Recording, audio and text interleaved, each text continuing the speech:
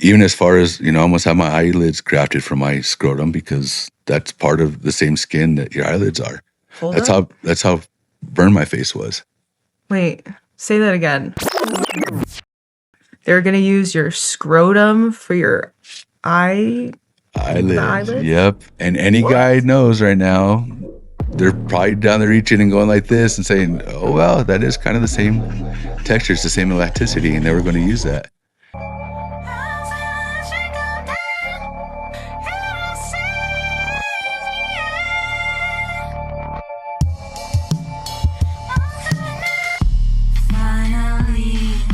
Andrew Royval in the hot seat today at the Honey House Entertainment Studio down here in Denver, Colorado. This is Zella Roze with Life in Many Colors, and we welcome back folks to part 2 of interviewing the legend. He survived a crazy propane tank explosion and is ready to share more of his story for you today. If you want to check out his full burn survival story, go to the part 1 that's linked below.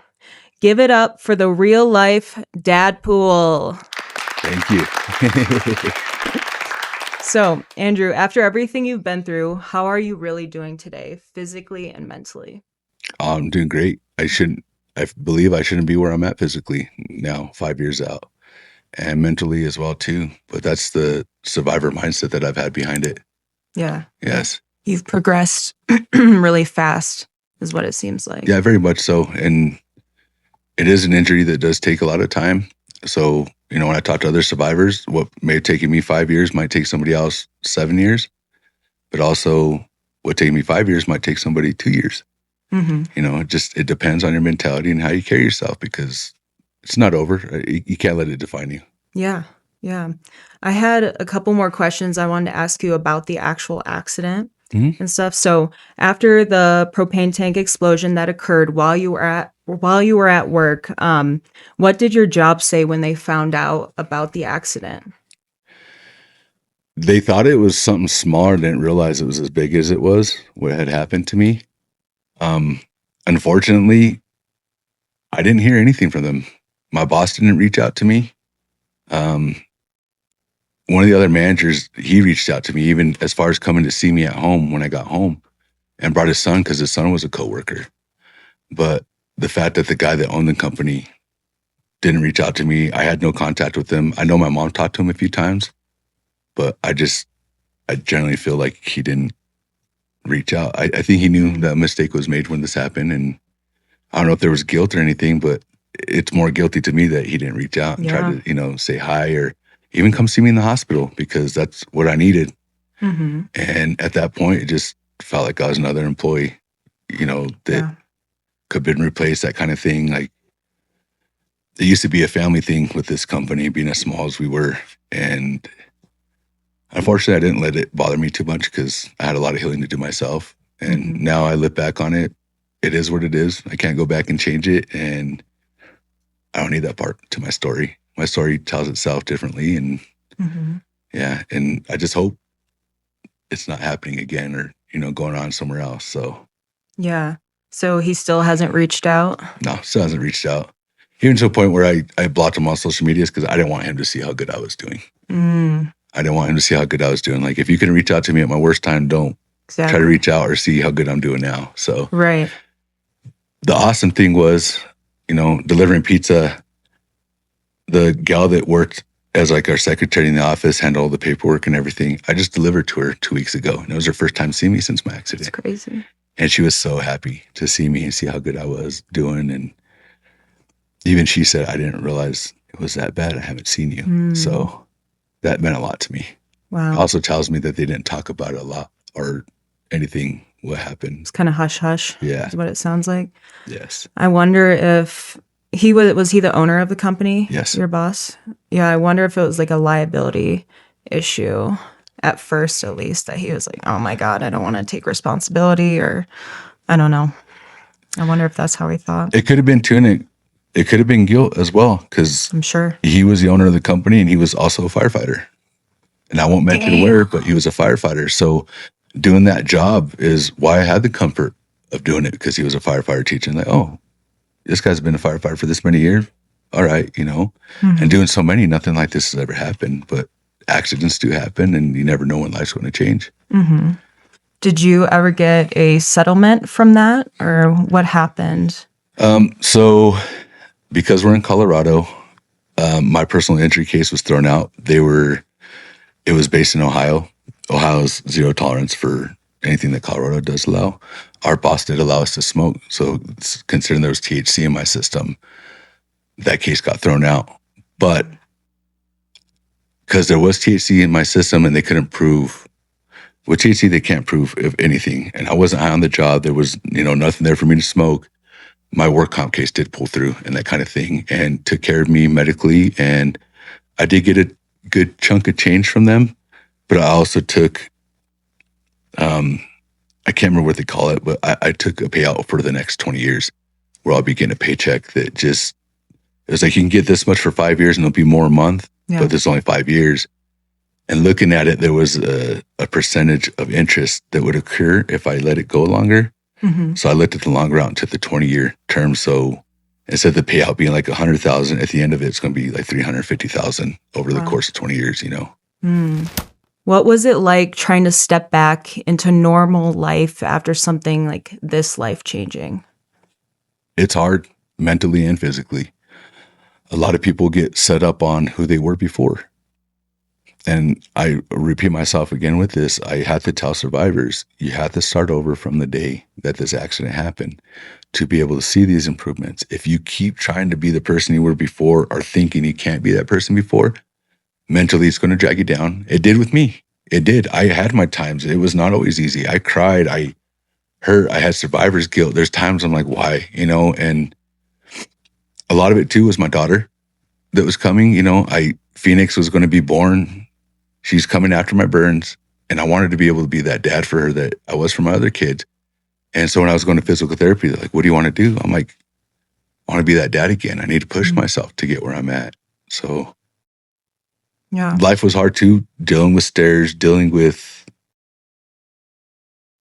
yourself, trying to, not, I felt like a burden on a lot of people, even my own kids, because now it was my kids trying to help me out and do all these things. And it shouldn't be that way until maybe I'm gray hair and ready to go to a nursing home. And it was hard to step back onto life. But as time went by, it's all about time.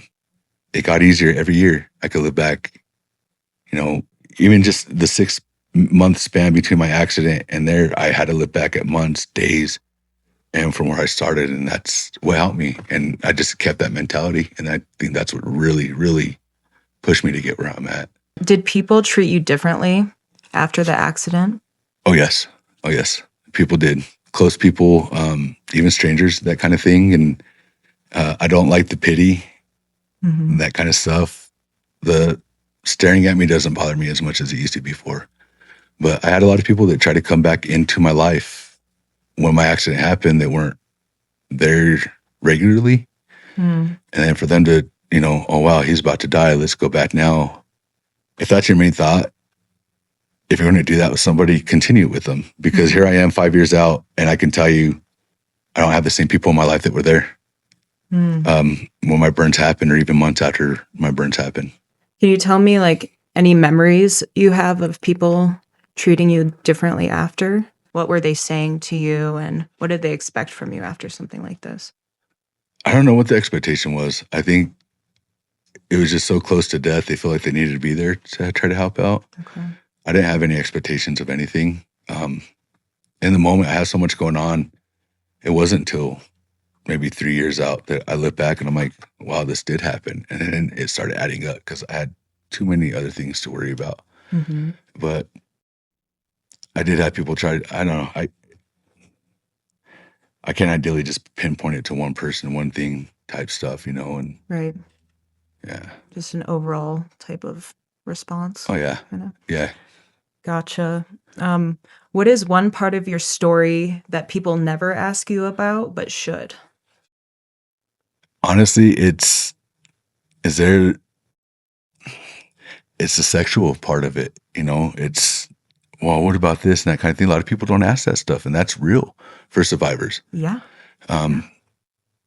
a lot of survivors think that everything's just done with them. And even the women survivors I come across are like, well, am I going to be able to get pregnant? And, my stomach's burned, scars and stuff like that. Like sexuality and being sexual and just the whole intimacy thing is hard for people to talk about in general, but Definitely. especially after something like this, it's hard. And if you look back 20 years ago, the burn community had nobody. They didn't have peer support set up. They didn't have this kind of stuff. And now the technology that we have, it needs to be out there. It needs to be said. And it's nothing shy to be about, and a question that I want to ask you, but I'm scared to ask you, did you get burned down there? I'm like, I don't know.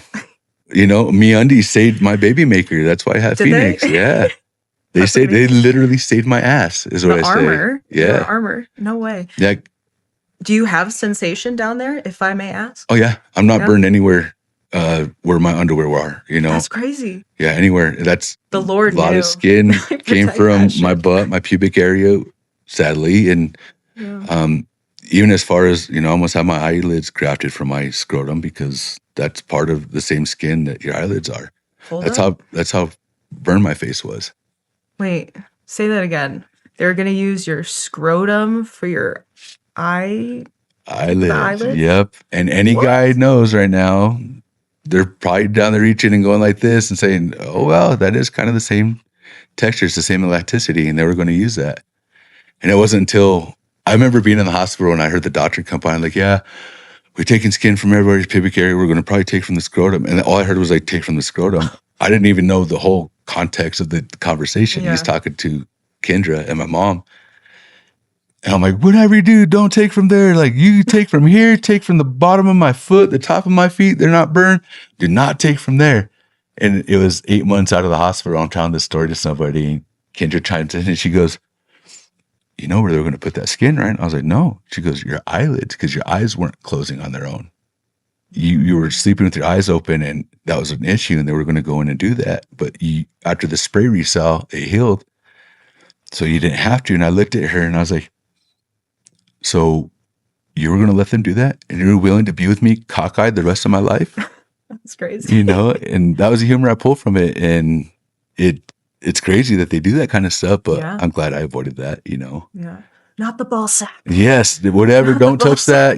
I made That's 7 wild. beautiful babies from that thing. Please don't touch it. Yeah. You made a lot happen. You made a lot happen. And I also didn't want that to happen because, burns are painful when they happen. It's one of the worst things that you can experience. Mm-hmm. But donor sites, I was so focused on the pain from my donor sites, not exactly where I'm burned, because your nerves are shot. You're not feeling this as much. Where I wasn't burned, you're going to feel where they took the skin and the burning sensation that comes from it and the dryness and just everything like that. So the donor sites they're really painful. What would you compare the rate of pain from like a donor site and then the place you were actually burned? Like if you had a scale of 1 to 10, 10 being the most pain you've ever felt. Oh, the donor sites are definitely 10 opposed to the healing. Recently I had a donor site taken from my arm that's still healing. You can see the pinkness in it. Mm-hmm. I have where they grafted it to my armpit right here still healing. This hasn't bothered me at all, because it's so numb and shot around it. But this is burning, and I had to keep on top of it with lotion and that kind of thing. Laying on it was hurting. So my mind was focused on this, not this, because this I'm feeling more. It's more of the it's more of the reactors that's sending to my brain. It's focused here.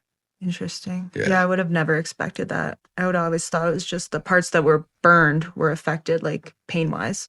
Oh no, some of the worst pain I experienced in the hospital from my donor sites were because they grafted from my butt. And laying in that bed, you start sticking to the things, and they're literally peeling you off that bed. And I remember screaming. I hated getting up off the bed because of the pain I felt from the donor sites on my butt. It wasn't focused on my hands or my arms or my legs or my back where I was burned. It was, my ass is killing me right now because the donor sites, and I'm sticking to this and that. And I remember that pain more than I do the burns. Is that the worst pain you've ever felt? Oh yeah. Would you say? Definitely. And the tub room, being scrubbed down. Debridement, yeah. I've heard. Yeah, a lot of survivors, they tell you the story about it, how it is, the pain. Yeah, gotcha.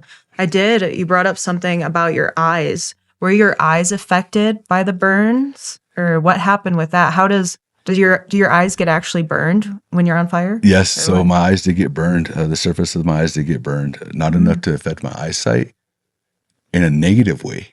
I didn't have to wear my glasses for a year and a half after my accident.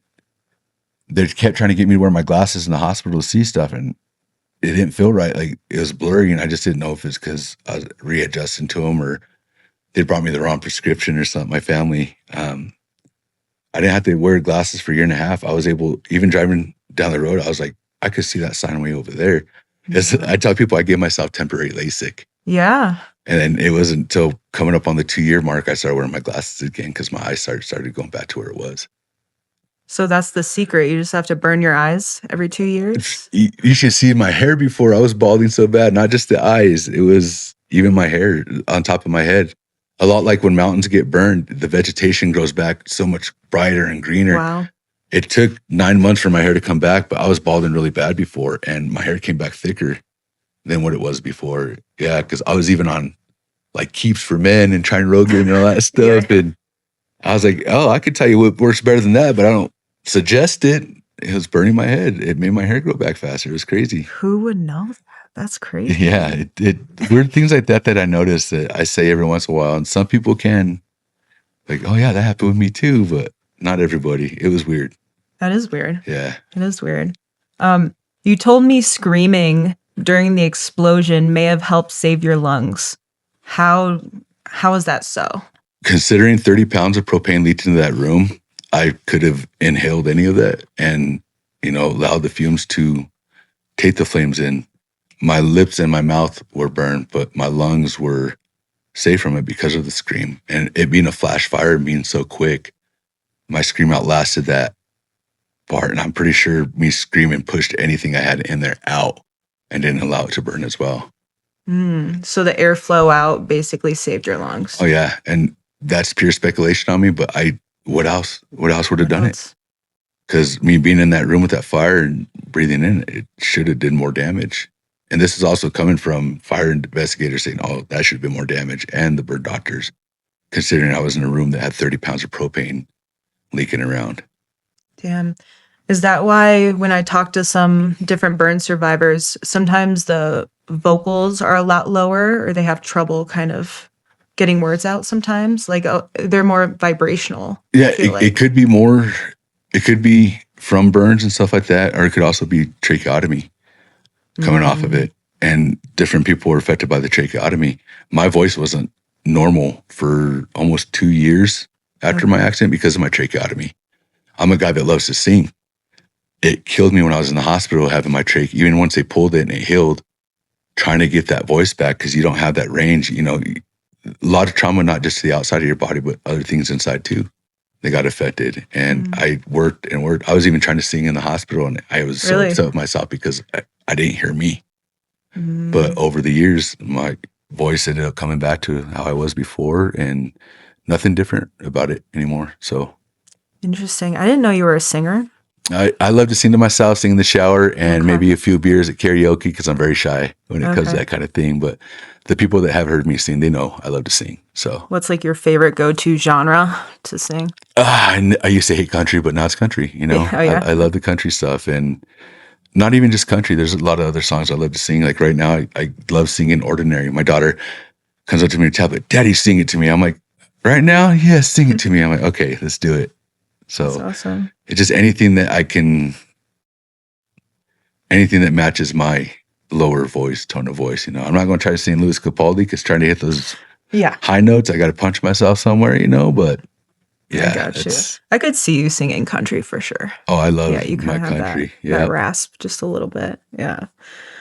So what does PTSD actually look like in real life for you? You mentioned you have PTG now. Go into kind of what PTSD is and then what is PTG? What's the difference there? So the post-traumatic stress disorder, you hear about it, you don't really realize what it is until you're affected by it. It was as easy as hearing the wrong sound, hearing something from a movie or a song that would trigger you, and it's immediately tension in your body and muscles, and you're on high alert. And with the PTSD, you're constantly on high alert. when something like this happens to you. I remember coming home and Kendra loved the caramel Ghirardelli, I can't say that word, chocolates. Mhm. They come in a foil, a golden foil. It was sitting in the room, and one of the kids walked by, and the sun hit it to a point where it shined that goldness on the wall. And I immediately panicked just seeing it off the corner of my eye, because to me it was fire. So certain like things like that would set me off. Smelling smoke, just anything like that would set me off. The PTSD was even affected by driving down the highway and seeing a propane truck, because my accident was propane based, and like, it's going to blow up on me, like all these bad thoughts rush your head right away, and you just think the worst of everything right away, that this is going to happen, this is going to happen. Laying in bed, hearing the smoke detector go off because the kids burned something, or the toast, or just anything like that, and it was immediate panic. And even telling the kids, you do not rest when you hear this, because they're used to dad cooking and setting it off and just putting it off, and they're just chill. And I've had to teach my kids, you hear that, even if you know I'm cooking or they're setting it up, you guys get up and you look and you explore, because you never know. You just can't get comfortable with that stuff. And that PTSD set in with that stuff, even as far as being a person that loved to drive and could drive to Denver 100 times a day and drive back on the highways, it affected my ability to drive too, and the anxiety that came with it and everything like that. I couldn't drive myself for the longest time, and that killed me too, because of PTSD. It drug me down. It kept me isolated. Mm-hmm. And isolation is one of the worst things that comes from this. Therapy, helped me out a lot. A lot of people don't like to talk, but it helped a lot. I was seeing a therapist that was pretty much based with trauma and that kind of thing. And being able to, it took me a couple of therapists to find the right one. You're in control of that situation, so find the person that works for you. But for her to give me the tools I needed to work through it. And at first you're like, this is stupid. And when it's setting it in, you don't remember it right away. So me treating it like homework and studying my tools and remembering it and keep using them and using them and using them was to a point where I didn't have to tell myself to use it. My body just started doing it on its own to get outside of that anxiety that, tense, something's going to happen right now. My shoulders up here, my muscles are tight. And it became like brushing my teeth every day. I was just able to deal with it. And then eventually the therapist is like, you're the first person that I've ever experienced is experiencing PTG. I'm like, what's PTG? Is that some kind of golf thing or something going on? She goes, no, it's post-traumatic growth. You have growth that has come from this traumatic experience, but it's not setting you back. You're actually pushing forward from it. Mm. And it was the tools that they gave me, being able to talk about it, but also my humor, your mentality. You don't want physically to heal right away. You want to heal your mentality first, because that's going to help you push through that. Mm-hmm. And it's, again, being a survivor, not a burn victim. I just got referred as a burn victim today earlier at the fire department. We're not victims. No. I'm a survivor. Somebody else may be able to call themselves a victim. Change your mindset. Don't let it hold you back. And that's what got me to the post-traumatic growth. Mm-hmm. And I wasn't going to let it stop me. This fire's my bitch. That's fuck yeah. That was my state of mind through all this. Mm-hmm. And also because I was so stubborn, I think that my stubbornness helped. For once, my mom praised my stubbornness, and Kendra did too. That it helped a lot, because my stubbornness helped my mentality get out of out of being the victim. It helped me get out of that. Yeah. Do you see, I know you're a peer support specialist and you've talked to other burn survivors. Do you see that a lot of burn survivors struggle to get back to kind of PTG, or do they get stuck in that PTSD for a long time? Well, there's people still stuck in it 10 years later, 15 years later. I would imagine, yeah. And again, a lot of it has to do with what was available for them then and what's available now. The peer supporting helped me see and get to that, because I'm doing the peer supporting thing and getting out there with the community through the Phoenix Burn Society because of what the Phoenix Burn Society did for me. I remember being in my bed and having two survivors come talk to me. and Shannon and Dave Rep. And if it wasn't for them, to be able to see them still living and be able to come in and talk to me and face the fear of going back to that ICU room where they were treated and being around those things, because even the smells will trigger you. The first few peer supports I did, the smell of one of the things they cover you, and I smelled it and it started triggering me. I was like, oh man, I know that smell. Like, it helps you work through that, to see the strength in other people. Like, peer support, it's not a family you want to be part of. You're part of this family now, and there are people out there, and a lot of people are scared to reach out and don't understand the resources that they have. In the hospital, my mindset was not, I don't want these people. Why are they talking to me? I don't need them. I'm trying to get through this. Like, I'm hurting. Then when I got home, it just hit different. I didn't have that call button to ask the nurse a question. I needed peers. And I finally reached out to the hospital, and they had the group set up, and it was so healing being able to hear other people struggling with the same things that I was. Same things I was. Trying to find the right lotion for this and trying to find that. This isn't working. This isn't happening. And 90% of the adaptations I made while I was healing and trying to open pops and this stuff, I don't do those anymore. Maybe 2% of the adaptations I made, I still do today. And they just feel like, oh, my life's ruined. It's not. You got to push yourself, and this is temporary. It is temporary. Have you ever used substances like alcohol or drugs to get through that pain or to get through that recovery? I did. I used medical marijuana. Alcohol, not a thing. I've never been a drinker. I don't like drinking. Even being a guy my size, I drink 2 beers and I see myself in the mirror and I'm like, oh, he's cute. That's how I know I don't like to drink, So marijuana was a good thing for me. I know a lot of people have their downsides on it. I leaving the hospital, I wanted to be off the opiates and tell them, wean me off now. I told them, just stop giving it to me. Like, we cannot stop cold turkey because that will affect you even more. So I had to wean down while I was going through rehab. When I got to the hospital, I was still taking some here and there, not on the amount that they give you because it's ridiculous. You're shaken to a point where you can't even hold a spoon of cereal and get it to your mouth. And I didn't want that. I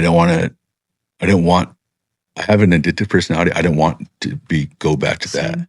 Yeah. I had a shoulder surgery when I was 15 where I loved the painkillers and I liked taking them. So I knew already in my head, and I didn't want that to affect me. I don't want that to be another thing for me to fight. So I looked up for medical marijuana. I was able to find like Phoenix Tears, get my medical license. I used Phoenix Tears drops on my tongue to help with the anxiety, PTSD stuff to help. What is that? Phoenix Tears.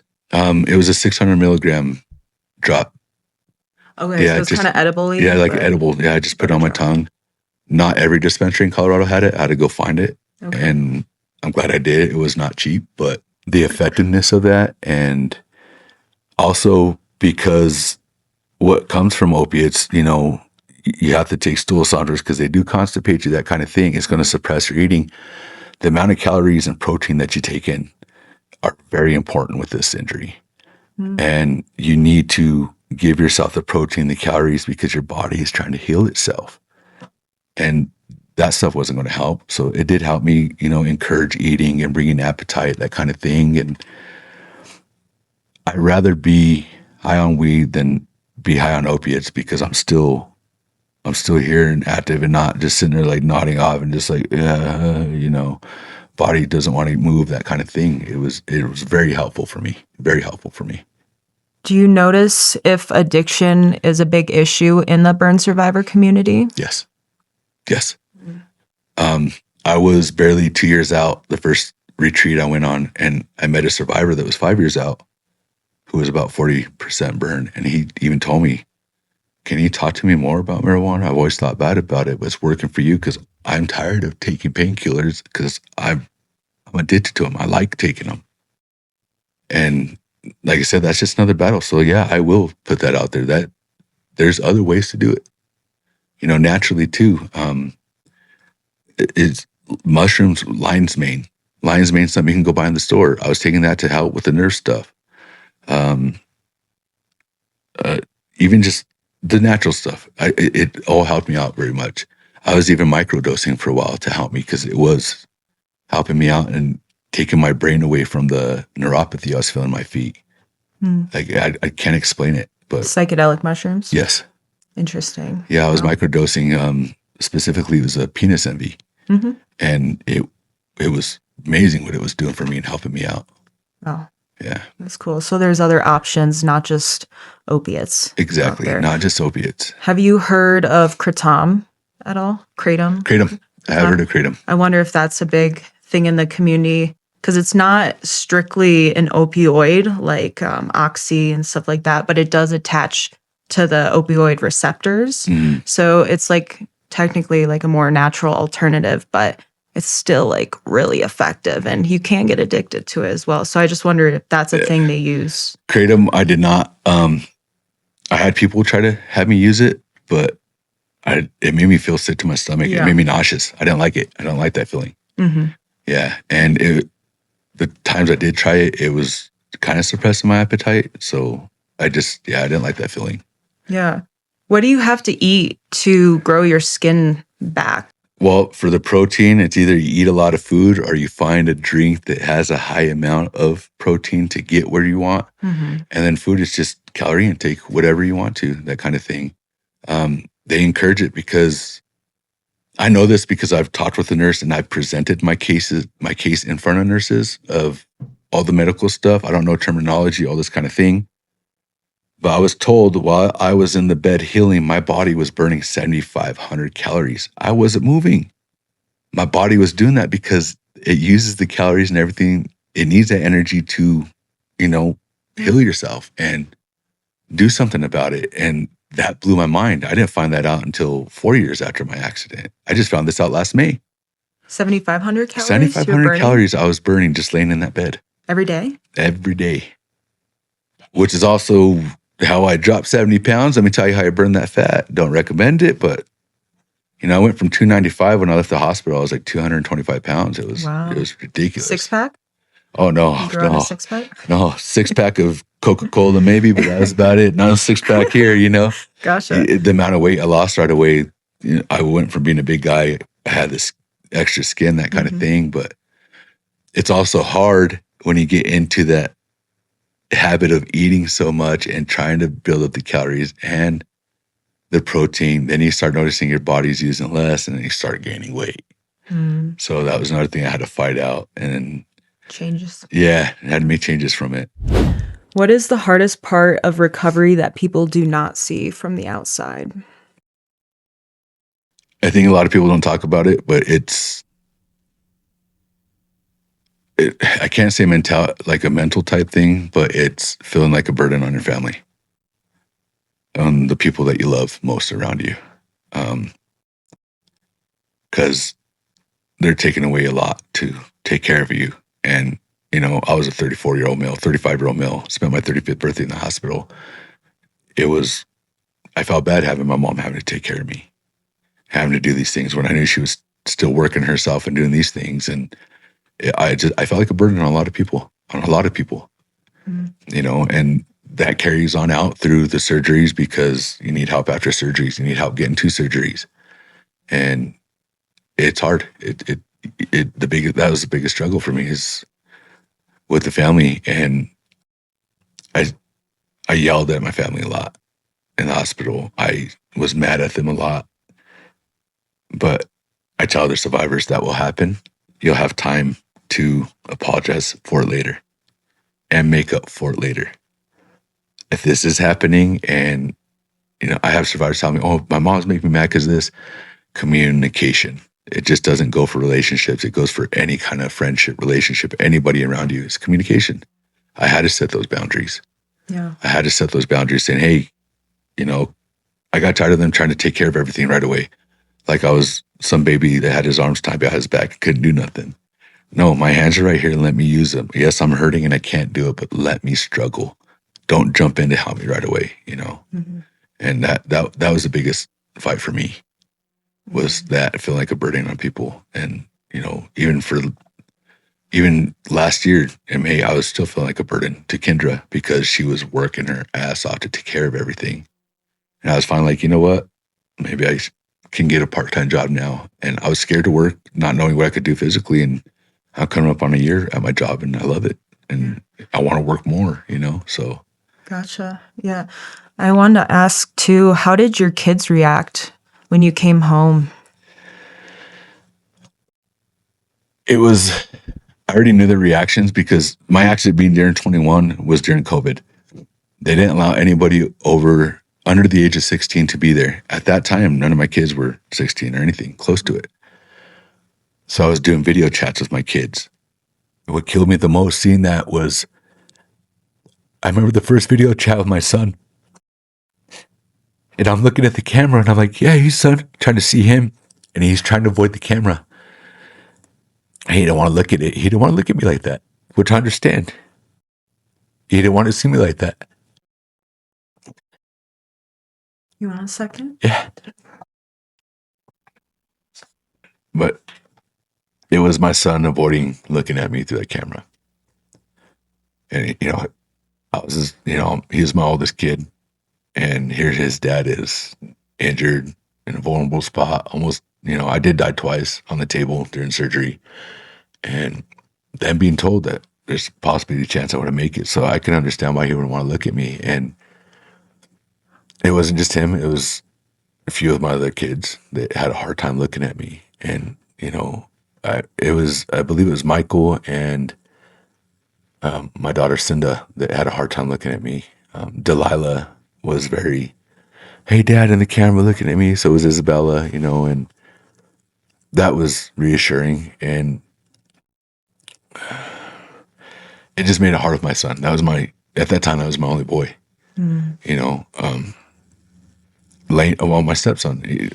My stepson too, he would look at me in the camera. It was easy for him. My stepdaughter, not so much. She didn't want to either. And it was hard not having my kids there. And I think that's why I pushed as hard as I did. And my daughter Isabella, her visitations were differently. She was going to see my brother. My brother took over my visitations for me from her mom. So she got to spend time with her uncle. And she kept telling my brother, oh, October. And they kept trying to tell her, well, honey, the hospital said he's going to be there for, 8 to 9 months. That's going to be past October. I got out of the hospital September 30th. Her prediction couldn't have been any more spot on. And I think because I heard that, I pushed myself even more. Yeah. And I remember when I first got out of the hospital, I wanted to go surprise Isabella at school. She didn't know I was out of the hospital yet. Mind you, the kids had no idea. I was only chatting with them every once in a while. I didn't get to talk to them that much. And I went and surprised her at school. She came out of school and I was standing there in my cane wrapped up in gauze on my legs and arms. And she almost walked past me because she didn't recognize me. And I go, Isabella. And she ran to me with her arms open, gave me this big hug and just squeezed me. And it filled me with joy. And so the next day I went to go surprise my 3 older kids. And their mom let me come over to the house and wait at the house for them to get off the bus stop. They had no idea I was there at the house. And I still remember Michael walking in and going, Dad, with that teenager high pitched, his voice is changing. Dad. And he runs at me to give me this big hug and I'm waiting for it. And he dead stops in front of me. And he goes, can I touch you? And I go, yes, squeeze me. And he gives me a big hug. And my other 2 kids did. And I remember when Lane and Milena, my stepkids, saw me too. Milena was scared to touch me, which I don't blame them. Kids, they don't understand. And it was not so much they were scared of my skin, but scared of hurting me. So I had to communicate with my kids too. It's fine to touch Dad. If you're going to hurt me, I'll let you know. And some of my girls would put lotion on me and help Dad put lotion on his legs and his arms. Milena, for the longest time, would not touch me, did not want to touch my burn. She was scared. And they eventually warmed up to it, Yeah. that kind of thing. But it affected them. It affected them bad. It did. It just doesn't affect you when you get burned. It affects those closest to you around you. Yeah. Everybody from my mom to Kendra to my kids, it affected them. How was experiencing touch from your girlfriend at the time, now fiance? What was that like, getting back into physical touch? Did things hurt? Was it, do you you probably don't feel the same, I'm guessing. Your receptors might be a little different now. Yeah, receptors is a lot different. The first time of her touching me, I could not stand it while I was in the hospital because the only part of me that was exposed that she could touch was my feet. I'm one of those guys that do not touch my feet. I do not like to wear sandals. Not a foot guy? Not that guy. And the fact that she had to touch my feet, it was driving me nuts. And I had to get over that to a point where I loved her touching my feet. She would bring lotion just to touch my feet because I'm a guy that reacts through, the language of touch when it comes to love. Yeah. And she doesn't like feet. She won't touch my feet now. But the fact that she was doing that said a lot. And it started from there. It started with the feet. And that was our intimacy part. And it was hard for me because I wanted to reach out and grab her. I was even telling her at the hospital, hey, you don't need to sleep there. Come hop in bed with me, And she was like, no, I'm going to hurt you. No, they'll probably judge me if they see me later. I'm like, just do it. It's for me. And when I started noticing the contracting of my hands, that was bothering me because my love is touch too. I want to touch. And I remember trying to reach down and grab her butt, and I couldn't do it because my hand was like this. And so that was, as silly as it sounds, that was a motivation for me to do my OT and my PT. Is like, I want to touch that. I want to grab that booty. Grab an ass. Yeah. Just want to grab it, And I kept trying and trying. After every hand surgery, it's getting better. It's getting better, But the intimacy between us, I had to set boundaries with her because she was scared. Everybody's different. My beautiful, lovely fiance is very shy and not really talkative, that kind of thing. She was scared. And thank God for her best friend, Yvette, telling her, just do it already, Because the first week I was home, I was trying to be intimate with her. I'm like, dude, I haven't touched you in so long. Let's do this. A long time. It took about 2 weeks for me to be home for her to touch me. And I finally told her, hey, you're not going to hurt me. And if I do start to hurt, I will tell you, but don't feel guilt. I'm just setting that boundary and letting you know. Unless I'm screaming terribly, then feel bad because you're pulling on a staple or something. But it's communication. Like I said, I'll say it over and over. It's communication. And also set boundaries. And there was times where she's like, you're going to hurt yourself. I'm like, this is one of those things. Let me struggle first and let me try. Not just with opening a pop can, not just with this, but in the bed, how I'm going to lay, how we're going to do it. I don't want to sit there and be the person laying down all the time and you do all the work because, I want to get back into the feel of things and I got to push myself to see what I can do. Mm-hmm. And the biggest thing too is listening to your body. Listen to your body. Your body tells you a lot, surprisingly, not just when it comes to intimacy, the healing and this and what you're doing and feeling heat-wise, temperature-wise. You listen to your body. But what your body's telling you, express to the person you love. So they know what's going on too. But jump into it. Don't be scared. And if you're a caretaker and you got a loved one next to you that's burned, don't keep treating it as the injury. Try to go back into the things and push it. Push yourself to see how far you can go. Totally. Yes. What does it feel like now if someone were to touch you? Does it feel the same as before the accident or like just on your arm or your leg? Or no, because I had deep tissue. I had the deep tissue burns there. My nerves are pretty shot. Okay. Yeah. Like my kids will, for the longest time, mess with me, touching my legs when they're behind me, that kind of thing. My daughter will be tapping on me, and unless I feel the pressure of it into my arm, I can't tell it's there.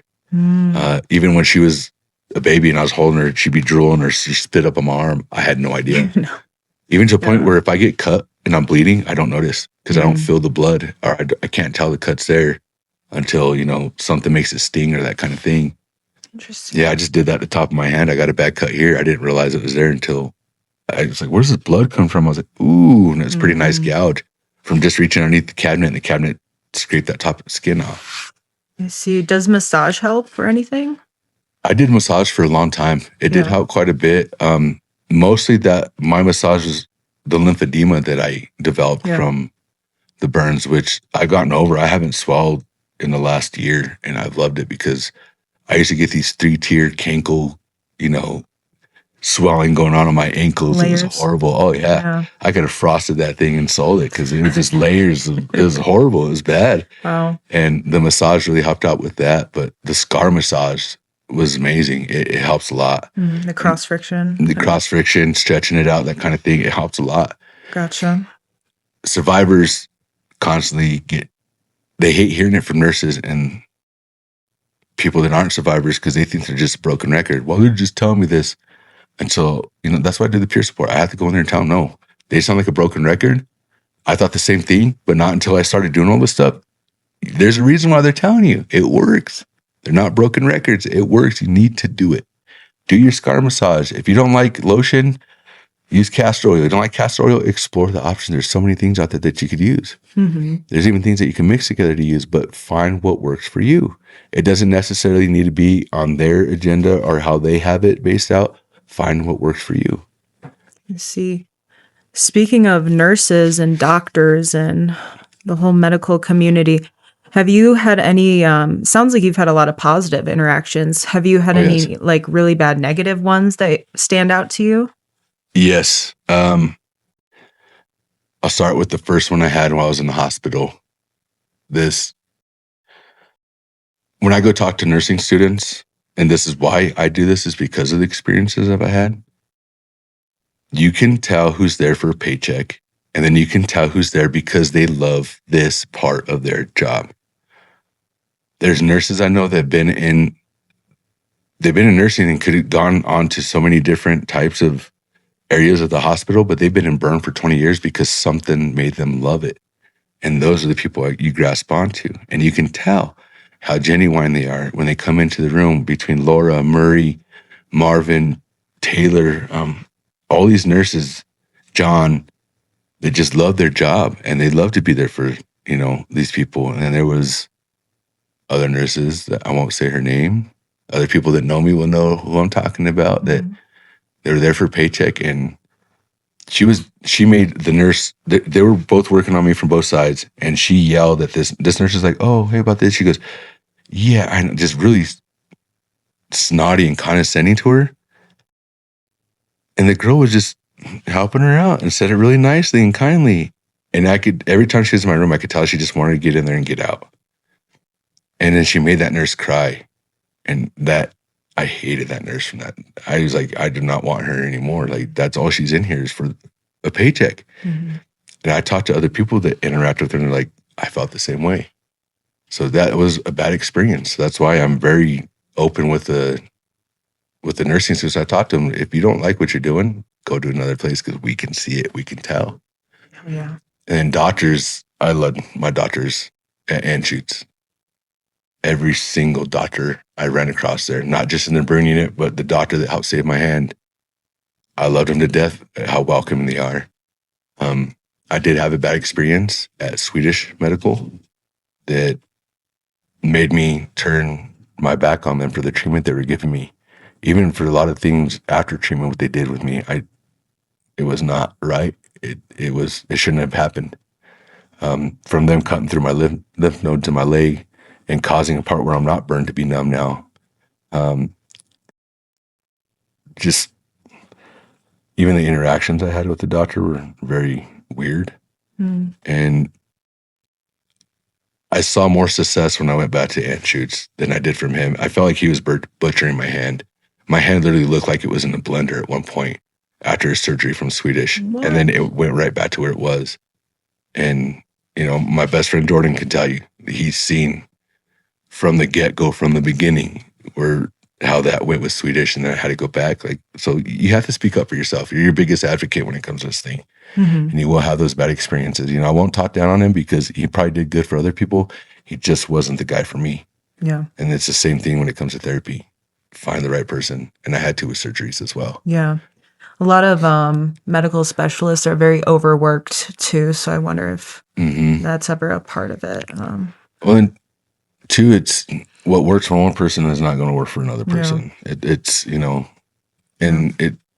I love the people that take the time to find out what's going to work. And, hey, we tried this. I'm going to try a different route. This guy just kept trying the same thing over and over, and it wasn't working for me. Yeah. I also want to know, how much did your whole treatment cost? Like all the surgeries, everything so far, if you had to put like a total amount on that? Let's just put it this way. the bill for just the first day that I was in the hospital, that when I got the helicopter ride, the treatment, everything like that, that was a $790,000 bill just for the first like day. Jeez. I was trying to add it up because I was able to see everything. And once it got over close to 4 million or over 4 million, I stopped. You stopped counting? Yeah, because that's just ridiculous. Jesus. But the fact that I had workers' comp help me. But what about the people that get burned in houses and it's a house fire? They might not have the insurance. What if, it's an accident that's not based at work, it's based at home because, just the most dumb things can happen, simplest things. The treatment's expensive. It's very expensive. Now these people don't just have the turmoil of, I'm burned, I have to get through this. How am I going to pay for this? And I thank God that that's not something I've ever had to feel, but it is something I've had some of my best friends experience, because of what happened in their accident. And it's just a whole other bullshit to deal with. What happens with that? How does anyone ever pay back $4 million plus? Like, Exactly. debt forever? Yeah. Debt forever, this and that. And it's just another thing dragging behind you when you got so much more that you have to worry about than that. Yeah. And, hopefully there's programs that can help out, or, Medicaid or an assistant. A lot of hospitals, too, if you don't have insurance, will offer a 50% discount, but that's still $2 million. When am I ever going to afford that? And not only that, not just the hospital bills behind it, but I had a buddy that was facing a lawsuit from his accident because of what happened and what the company did, because the mistake his company made caused an accident that caused somebody else to die. And then he was responsible for it. So he's going through burns and then having to worry about the lawyer stuff and this and all this crap. There's a lot that comes from it. It's not just, medical. There's a lot of other survivors face different turmoil that others don't. Yeah. And that's why I encourage anybody that has a different story to come out there, because somebody will grasp onto you. If I'm talking to a burn survivor that got burned at home and doesn't know how they're going to pay for this, me telling them about my work comp stuff is not going to help. So, I'll keep that out of it, but they need to hear it from somebody else, what they can do or what's available. And it's hard. There's so many different dynamics that can hit you other than just your burns. Yeah. No, damn. What a situation to be in. And with our foundation, the Life in Many Colors Foundation, small plug, but we want to help pay for survivors' surgeries and treatment after they go through something like that. So it's something we're definitely is at the front of our minds, like thinking about, because even if you're just a normal person, and you have your own sickness or autoimmune issues, medical health care, that's just so expensive to have to pay for yourself. And then on top of that, you said your first day in the hospital was $790K. Yeah, $790,000 bill. No one I know that can afford that. So that's insane. Yeah, I don't know how long it took me to make that much amount of money. And it even comes down to compression garments. People that don't have the insurance, the compression garments are crazy ridiculous too. Yeah. Pressure garments? Oh yeah, pressure garments. The suits that they make us to help smooth out our scars. There's a lot of people that don't have access to that, and it's unfortunate, Yeah. Yeah. Well, I hope that we can do something to help people. Me too. So Me too. yeah, we're trying. You're very clear that you are not a victim, like you said earlier in the podcast. You are a survivor. Why is that distinction so important to you? It's like holding yourself accountable. If I'm going to sit here and I'm going to be a victim, then I'm going to sit here and not push myself to do this. I'm just going to let what's happening happen. I'm not going to push to go any further. If I can't grab this or do that, then I'm going to let that be. I'm a survivor because I didn't let that stop me. I want to be able to grab this or do that type thing. I want to push myself to the end of my limits and see what my boundaries are. Maybe sometimes I've done it too far. It's like, with heat and that kind of thing, being outside and trying to walk and being told by other people, but that's how I found my limits. I'm not going to be defined as a victim because, guess what? He's never going to work the rest of his life, that kind of thing. I was told that I was going to be disabled 100% the rest of my life and not work, and that's not the case. I don't want to be that person. A lot of people will take it in and accept their fate. It's not your fate. you could always change it. You're writing the pages to this book. Don't just follow somebody else's or what everybody's telling you around you, how that book's supposed to be. No. They told me you're not going to do this. This might be hard, da, da, da, da. No, don't tell me that. Do other burn survivors fall into that victim mentality trap? Some may. And if they feel like they are, and they're listening to this right now, quit calling yourself a burn victim. I've heard it plenty of times from new survivors. Well, I'm just a burn victim sitting here. No. Hey, do you have time to do this? Well, I'm a burn victim, so I ain't got nothing else going on. No, you're not. I'll even correct survivors for that. You're not a burn victim. You're a survivor. Did you give up in the hospital? Did you let this overcome you? Did you let this injury overtake you? It's not the burns that kill you. It's infection that kills you from the burns. Did you let that infection, oh my God, this is it. Okay, just let it go. No. All right. You know what? I ain't scared of the surgery. Take me in there. Take that off if you need to. So I can live and I can keep going. But I tell them, they tell me they're a victim. I'm telling them, are you talking to me right now? Are you at home? Yeah, you're a survivor. Quit referring to yourself like that. You're a survivor because you already went through hell to get where you're at now. Keep continuing. If you can see yourself go through that and end up at home now, keep pushing yourself forward. And I love when I hear from the stubborn people.